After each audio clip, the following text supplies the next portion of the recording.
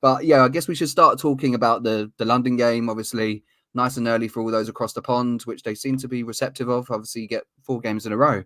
Yeah, the Vikings. At one point, Fred, it looked like it was going to be a blowout. So for us in the stadium, anyone watching, it was nice that the Jets made it competitive and it went down to the end, right?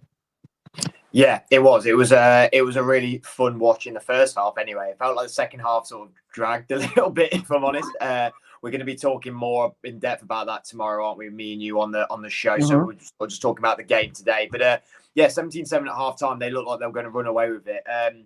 I think the injury to Aaron Jones really sort of knocked the sort of momentum that the Vikings had on their offense, and it sort of made them like lose a step in a way. I think Ty Chandler did a good job. To be fair, the backup he was pretty okay. But it was an incredibly equal game actually when it fizzled down to it. Not that anyone thought that was going to be the case. Well, I think they didn't, I suppose, because this Jets defense is pretty decent. But there was only 1 yard in it for total offense between the both of them. I think Vikings got that 1 extra yard compared to the Jets. But yeah, the only difference was they ran the ball way better. They ran it for 82 yards to Jets 36. Yeah, they were good. It was exactly what the Vikings have been doing. Good offense, solid defense. They're leading the league they led the league before the game in QB hurries, pressures, sacks, interceptions, and then they added more to that on the day, and obviously got a pick 6 as well with Andrew Van Ginkel. So yeah, I mean they're joint top with the Packers now on 8 interceptions, 17 sacks. Like I said, number 1. I think what we're now seeing, though, is that the pass defense is pretty poor for this team. And that was evident in the game as well. I mean, they're 31st worst in pass defense. And Rodgers, at some points, it felt like he was gaining momentum in that second half. I mean, I know he led him all the way down the field for the Stephon Gilmore interception in the end to seal the game. But he was moving the ball a lot more freely in the second half. But yeah, it was crucial for the Jets got some points on the board for the half because it felt like it was it was a bit of a snowball down the mountain. It was starting to build momentum and get bigger and bigger until it would destroy everything. So yeah, an equal running of a game, considering people maybe didn't feel that it was going to be that way. Yeah, I mean, I know you were saying, Fred, about the Vikings and Packers. Adam, I saw your face. I think the Vikings now are on 11 interceptions with the 3 that they've overtaken your boys. I know you're on 9. It was obviously super impressive under Brian Flores. Aaron Rodgers spoke in the week about going up against that defense, multiple packages, but this was them proving themselves. I know they done it to the Texans, but it almost felt like just because of the name Aaron Rodgers and to do what they did to him, it almost like putting the rest of the league on notice that like the defense is legit. Did you get that feeling as well from what you saw in terms of the whole performance?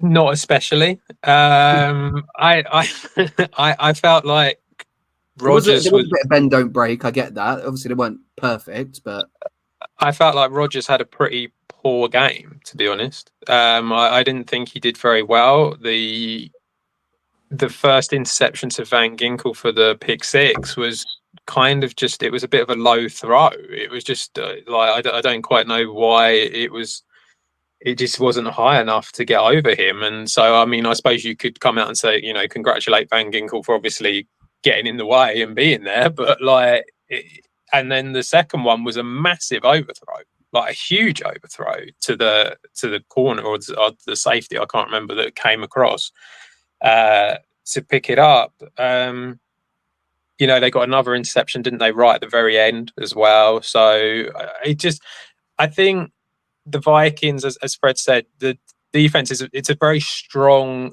defense against the run, and when it comes to the pass, it is struggling, and it is kind of a bit bend don't break. But I mean, they were up against an offense that have not put up many points in most of their games this season, and to be honest, don't really look like they're going to anytime soon either. So it felt very much like, I think to a certain degree, the Vikings defense is good because it's taking out the run from any team that it plays against, which is obviously a really important thing to be able, because if you stop that, then it really does make it a lot harder for teams. But I mean, their pass defense is has a lot left to be desired, to say the least. Do you think, Adam, that with the Vikings now undefeated, weirdly, it's a bad time for them to have a bye? Do you think they want to ride this momentum even more? Because obviously they've got the Lions after the bye.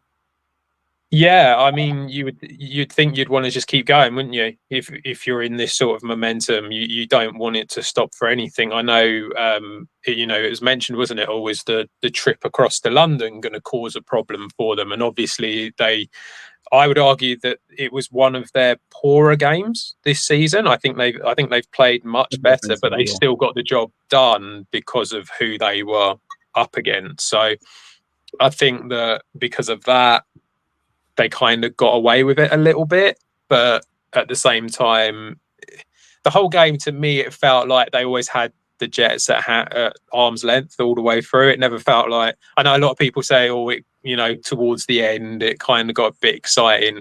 It didn't really. To me, it didn't feel like they were ever gonna get in ahead of them, or it would have been surprising had they done. So, yeah, I think it is a bad time for them because they've just got momentum. So why would you want to stop it? Yeah, Fred, and with the Jets, obviously asked Rodgers this, but you're better looking than Aaron Rodgers, so your opinion matters more. Where do the Jets go from here? They've got the Bills on Monday Night Football. They've got your Steelers after that. I do agree with what he said in terms of they probably will go on a run at some point if they stay healthy, because there's talent on this roster and Morgan Moses will come back. There'll be players who will return. But yeah, obviously it doesn't get any easier with that Monday Night Football game coming up.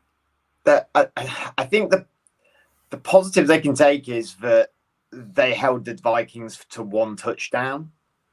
Like that's this team has been really good this year, and they've been scoring very freely, and they haven't to one touchdown. That's pretty remarkable. And and they had some great turnovers as well.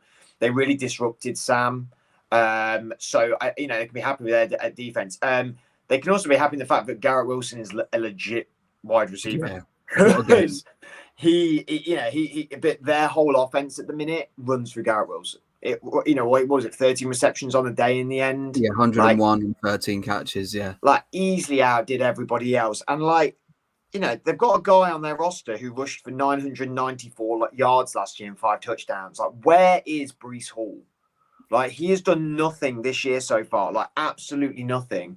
They're one of the worst rushing teams in the NFL at the minute. Braylon Allen has looked really good in spots, admittedly, but I don't think he's a lead back. Breece Hall is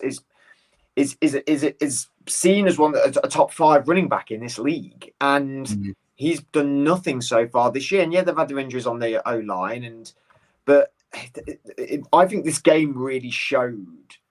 But yes, Rodgers, you can rely on Rodgers to make great plays, but I don't know if you can rely on him to carry you through the game anymore. He took a knock and he looked pretty shook up by that.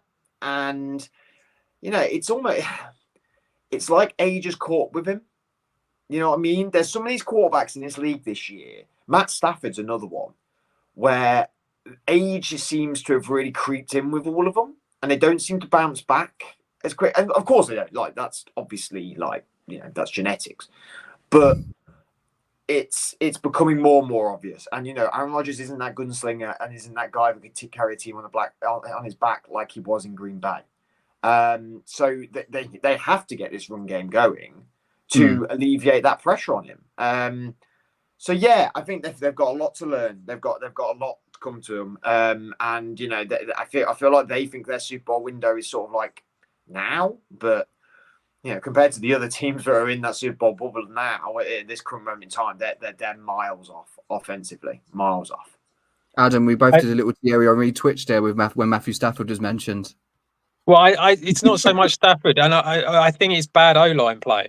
Yeah, I really do, and it's injuries as well. Because in both circumstances, they've had injuries on their O-line, and they're not doing very well, which is what is causing the run game to be an issue for the Jets, especially. But yeah, I mean, I don't know how you guys felt in the stadium. I know we're only doing the game, but there was a few times where Rodgers went down, and it did feel like, is he actually going to get up?